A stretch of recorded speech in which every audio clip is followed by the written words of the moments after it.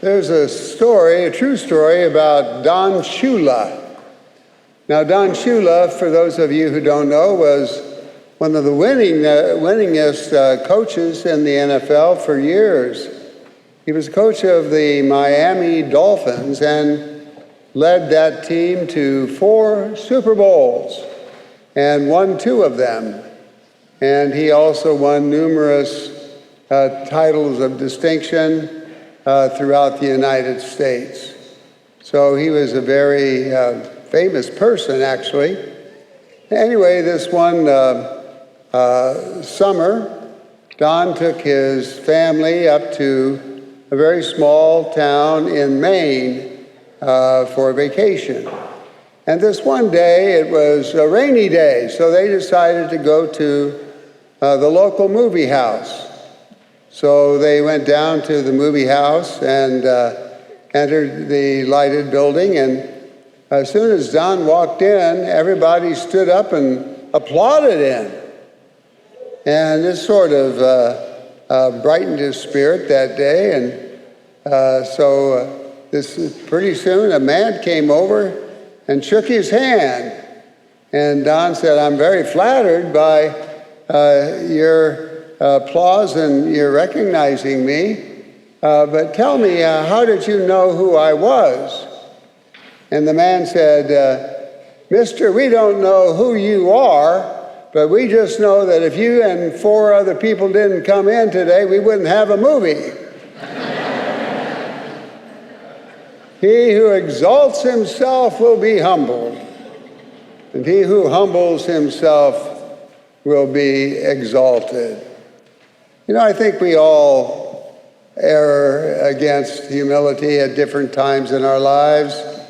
At every time, you know, everybody, I think, at some time wants to be a dictator. Did you ever experience that in your home or your business or in other groups? Yeah, sometimes we perhaps think we're just a little bit better than others, more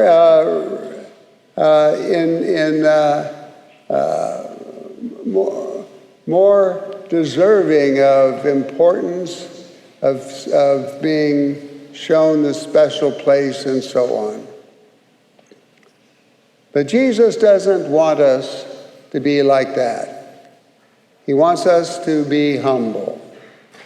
And he said, "Learn from me, for I am gentle and humble of heart." Jesus wants humility. What is humility? Humility comes from the Latin word humus, which means earth. That's also where the word human comes from. And it reminds us of God creating man out of the dirt of the earth. And his final words to man in the Garden of Eden, "Remember, man, that you are dirt, and unto dirt you shall return." So humility wants us to recognize our total dependence upon God. The greatest pride is our feeling of independence from him, that we are our own God, that our own lawmaker, our own standard to obey. But we are dependent upon God, are we not? And we're dependent upon one another. If we didn't have parents, we wouldn't be. If we didn't have educators, we wouldn't know as much as we know. If we didn't have industrious people around us, our lives would be impoverished. And if we didn't have people who loved us, our lives would be empty. So we need people too. We need God, and we're dependent upon God and people around us. Now, pride is the opposite of humility.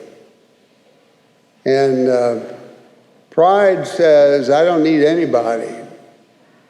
Pride says, I'm better than everybody.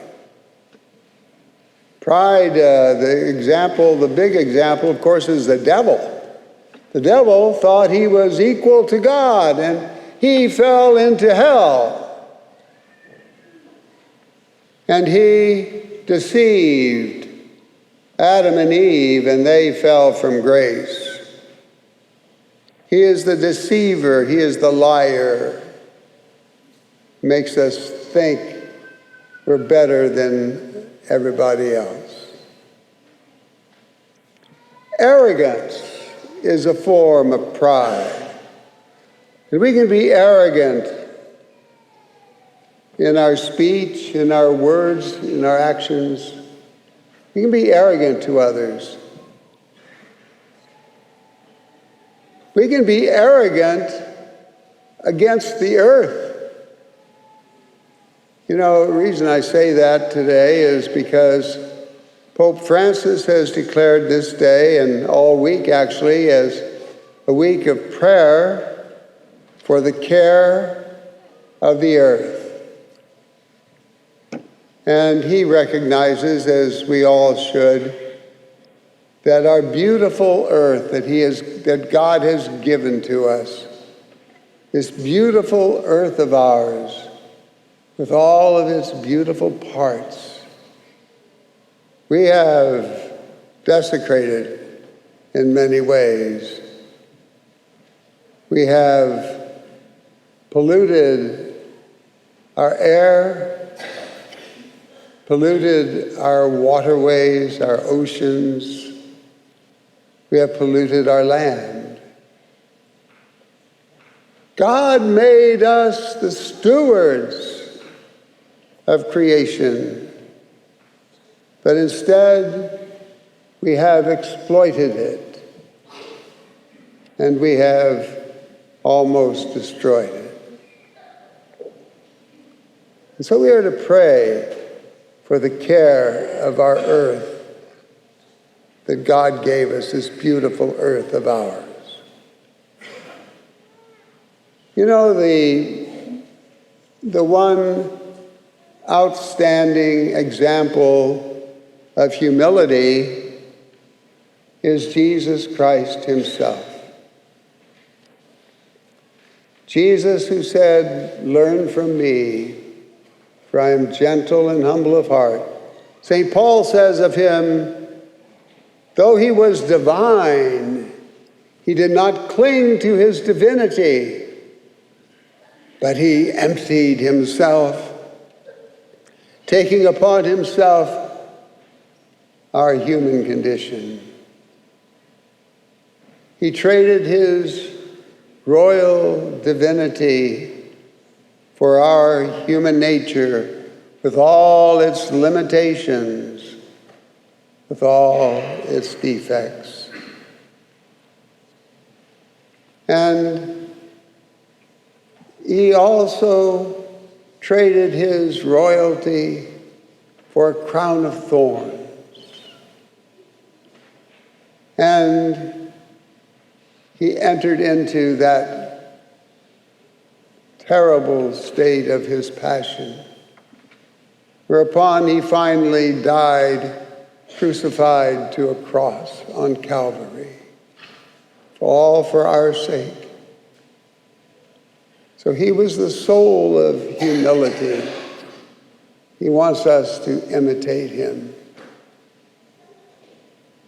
If you want to know what humility is, look into the face of love, and you will see it.